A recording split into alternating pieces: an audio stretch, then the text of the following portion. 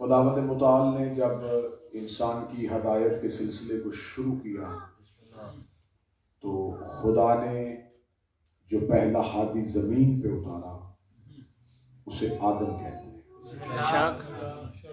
لیکن خدا نے کیونکہ یہ انسانیت کی ہدایت کرنی تھی تو یہ انسانیت کی ہدایت میں خدا کی جو مخلوقات زمین پہ انسان کی صورت میں تھی وہ مرد بھی تھے اور عورت بھی تھے۔ تو خدا نے جب آدم کو زمین پہ اتارا تو ساتھ ایک مستور کو بھی اتارا۔ جناب حوا کو جدہ میں اتارا گیا۔ جدہ عربی زبان میں دادی کو کہتے ہیں۔ جہاں حوا اتری وہ نام آج بھی حوا کی وجہ سے مشہور ہے۔ لوگ یہ سمجھتے ہیں اور ہمیشہ اسلام کے خلاف جب بھی گفتگو ہوتی ہے تو کچھ ایسے ایشوز ہیں جس پہ اسلام کے خلاف بات کرنے والوں کو آسانی مل جاتی ہے۔ دیکھیں جی، اسلام نے عورت کی آزادی کو سلب کیا ہے۔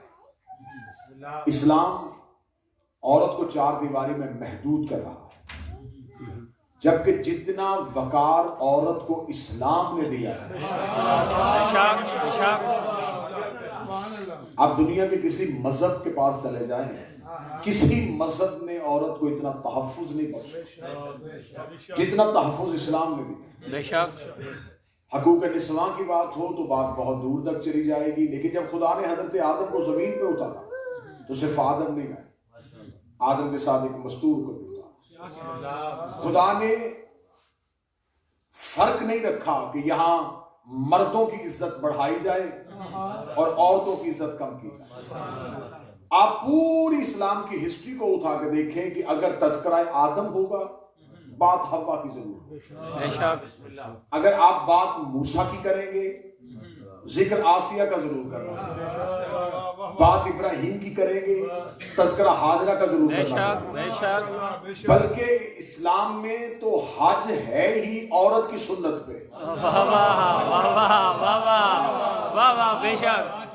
یہ آپ طواف کعبہ کرنے کے لیے جاتے ہیں، جو احباب حج کے لیے جاتے ہیں، جو عمرہ کے لیے جاتے ہیں، وہاں جو سعی کی جاتی ہے صفا اور مروہ کے درمیان دوڑا جاتا ہے۔ علماء کرام سے پوچھ رہے ہیں کہ صفا اور مروہ کے درمیان کیوں دوڑا جاتا ہے؟ وہ کہتے ہیں یہاں پہ ایک نبی کی ماں اور ایک نبی کی بیوی دوڑی تھی، تو میرے مالک دوڑی تو ایک عورت تھی اور تو یہاں مردوں کو دوڑا رہا ہے۔ بے شک حاجرہ دوڑی تھی، لیکن حاجرہ دوڑی تھی اللہ کے عشق میں، حاجرہ دوڑی تھی توحید کے امتحان کے لیے۔ اور خداوند متعال کہتا ہے کہ جو عورتیں قابل عزت ہوں خدا ان کی عزتیں ہمیشہ سلامت رکھتا ہے، خدا ان کا تذکرہ ہمیشہ سلامت رکھتا ہے۔ خدا نے جس عورت نے اسلام میں کردار ادا کیا، توحید کی اشاعت میں کردار ادا کیا، خدا نے ان کا نام بھی زندہ رکھا، اور جس نے نبی سے بے وفائی کی خدا نے انہی کے نام کو بھی زندہ رکھا۔ اگر آپ کہیں کہ خدا صرف عزت والی بیویوں کو تذکرہ کرتا ہے تو خدا قرآن میں کہتا ہے میں تمہیں مثال دیتا ہوں نوح کی بیوی کی، میں تمہیں مثال دیتا ہوں لوط کی بیوی کی، یہ دونوں بھی خائنہ تھی۔ میرے مالک اگر تو نے انہیں خائنہ کہنا ہی تھا تو نام لے کے بتانے کی کیا ضرورت تھی؟ خدا نے کہا میں نوح کی بیوی اور لوط کی بیوی کا قرآن میں تذکرہ کیا ہے۔ تذکرہ اس لیے کیا ہے کہ کل کو کوئی بندہ یہ نہ کہے باقی عزت والوں کی بات کرے تاکہ جس کا کردار ہے وہ جانے اور اللہ جانے۔ خدا نے کہا میں نے نوح کی بیوی اور لوط کی بیوی پہ قرآن پہ لعنت کر کے زمانے کو بتا دیا ہے کہ بری عورت نبی کے گھر میں ہو، اگر اس نے حجت سے بے وفائی کر لی ہے تو وہ قابل لعنت ہو جاتی ہے، اگر وہ حجت سے غداری کر جاتی ہے تو پھر وہ قابل لعنت ہو جاتی ہے۔ جاؤ قرآن اٹھا کے دیکھو نوح کی بیوی کا قصور کیا تھا، نوح کی بیوی کا جرم کیا تھا، نوح کی بیوی نے کام کیا کیا تھا؟ تو کہتے نوح کی بیوی کا سب سے بڑا قصور یہ تھا، نام اس کا رابعہ تھا، یہ لوگوں کو اکٹھا کرتی تھی اور اکٹھا کر کے ایک ہی جملہ کہتی تھی کہ نبی کا دماغ ٹھیک نہیں ہے، نبی کا دماغ ٹھیک نہیں ہے۔ خدا نے قرآن میں لعنت کر کے بتا دیا ہے جو نبیوں کے دماغ میں شک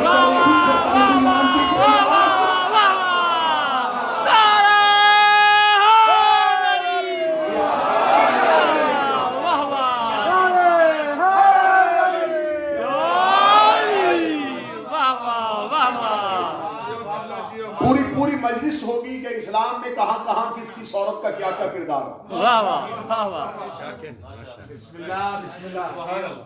اب یہاں دیکھیں، یہاں خدا جناب آدم کی بات ہوئی تو ساتھ حوا کا تذکرہ ضرور کریں۔ اور آج بھی ہر انسان کہتا ہے ہم آدم اور حوا کی اولاد ہیں.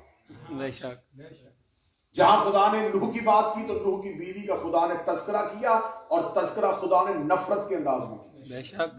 تو اب یہاں پر اللہ کو اگر مولویوں کے بس میں ہوتا تو مشورہ ضرور دے دیتے. میرے مالک ہمیں کیا کسی کی بات کرنا، بس ہم انہیں کی بات کریں جن کی فضائل. اگر آپ صرف فضائل والوں کی بات کریں گے اور تبرہ والوں کا ذکر نہیں کریں گے تو لوگوں کو حق اور باطل کی تمیز نہیں ہوگی. خدا نے نوح کی بیوی کا نام دیا اور کہ نوح کی بیوی کا کیا قصور تھا، یہ لوگوں کو نبی کے قریب نہیں آنے دیتی. جناب نوح کی بیوی خدا نے قرآن میں کہا، اور ہر مسلمان کا، یہ نہیں ہے کہ یہاں پر شیعوں کا عقیدہ اور ہے اور اہل سنت کا عقیدہ، ہر مسلمان کا عقیدہ ہے، کیونکہ خدا نے قرآن میں نام لیا ہے. نوح کی بیوی کا تذکرہ کیا ہے. خدا نے کہا کہ نوح کی بیوی اور لوط کی بیوی کی مثال دیتے کیونکہ یہ دونوں خائنات تھیں. کام کیا کرتی تھی؟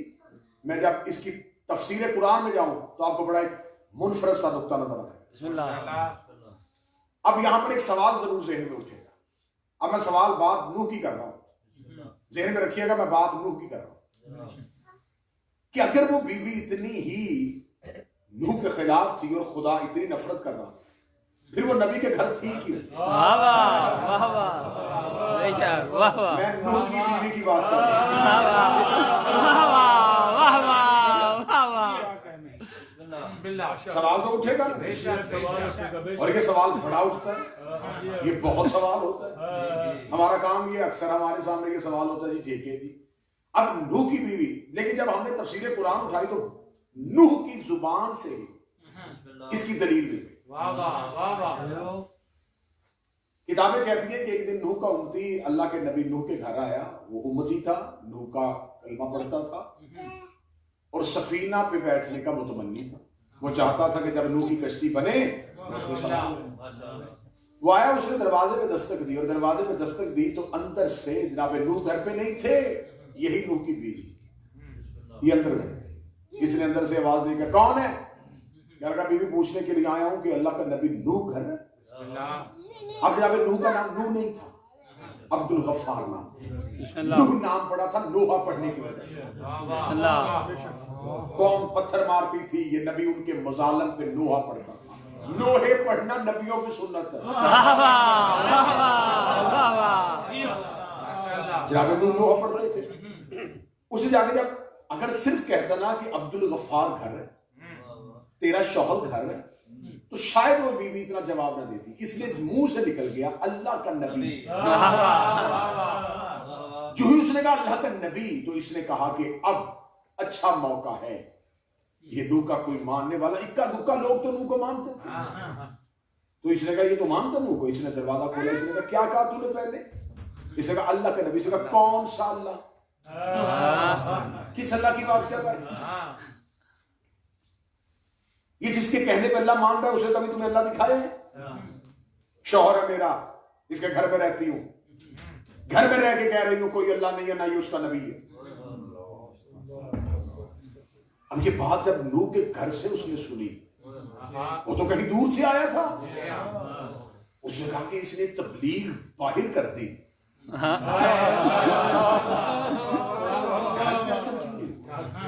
میں بہت بڑے اعتراض کا جواب دینے لگا اور بات نوح کی بیوی کی کر رہا ہوں اور بہت بڑے اعتراض کا جواب دوں. اس نے کہا کہ یہ بیوی، اس نے کہا آپ کا رشتہ نوح سے کیا؟ اس نے کہا بیوی ہوں میں اس کی، کوئی نبی نہیں ہے یہ. اور تم جیسے لوگ جو ہیں وہ کسے کہتے ہیں اللہ کا نبی نہ ہو، وہ اللہ نظر آتا ہے نہ اس اللہ نے زمانے میں آ کے بتایا یہ اس کا نبی ہے. بس اس نے کہا ہے نا کہ کوئی اللہ ہے اور میں اس کا نبی ہوں، تم نے مان لیا. یہ بڑا ٹوٹے ہوئے دل کے ساتھ نوح کی گلی سے نکل رہا تھا. بازار کا موڑ لیا اور سامنے سے نوح نبی آ رہا. نوح نے اس کے اللہ کا نبی تھا، اس کے چہرے کی حالت کا اندازہ کر لیا. جو یہ نوح کے آیا سامنے آ کے جھکا، جھک کے سلام کیا.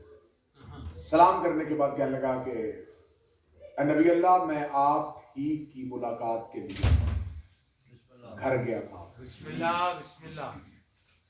تو اللہ کے نبی پوچھنا یہ چاہتا ہوں وہ جو گھر کے اندر سے بول رہی تھی کیا وہ آپ بھی کی زوج ہے؟ جناب نوح سمجھ گئے کہ شکار کہاں سے اس جملے کو سمجھ لینا تو اس جملے پہ ہی بہت بڑی دلیل قائم ہوتی ہے. جناب نوح نے کہا ہاں میری زوجہ ہے. اللہ کا نبی وصیت تو میری کوئی نہیں ہے, کلمہ بھی آپ کا پڑھتا ہوں, صرف اتنی بات پوچھ سکتا ہوں کہ جب یہ اتنی بد زبان ہے اور یقین بھی آپ پہ نہیں رکھتی, اسے گھر میں رکھا کیوں؟ اسے گھر میں کیوں رکھا ہے؟ یہ وہ سوال ہے جو آج 2022 تک ابھی تک ہے. جواب میں مولوی کی زبان سے نہیں, اللہ کے نبی کی زبان سے دینے لگا ہوں. اس نے کہا یہ اتنی خلاف ہے تو یہ گھر میں کیوں ہے؟ اللہ کے نبی نے گرے ہوئے امتی کو اٹھا کے اس کو دیکھ کے مسکرا کے کہا تو امتی ہے میرا, بات محبت سے پوچھی ہے تو بتا دیتا ہوں. تو صرف اتنا بتا گھر میں رہ کے اس کی یہ حالت ہے, اگر نکال دیا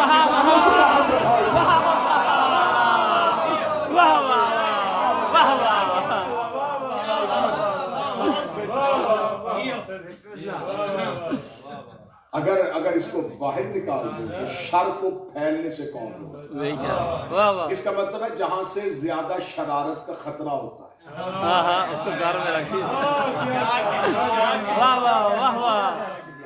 آپ کیا سمجھتے ہیں کہ یہ جو بندے پولیس پکڑ کے حوالات میں بند کرتی ہے تو باہر آ کے سینہ چوڑا کر کے کہتے جی میں پولیس کے ساتھ رہتا ہوں؟ ان کے جرم اتنے بڑے ہوتے ہیں کہ انہیں کسٹڈی میں رکھنا پڑتا ہے. اب نوح کی بیوی ہے لیکن خدا نے نام لے کے, دیکھیں خدا نے حوا کا تذکرہ کیا عزت کے ساتھ, لیکن جو ہی دوسرا دور آیا خدا نے کہا نہیں. میں زمانے کو بتانے لگا ہوں کہ ہر مستور قابل عزت نہیں.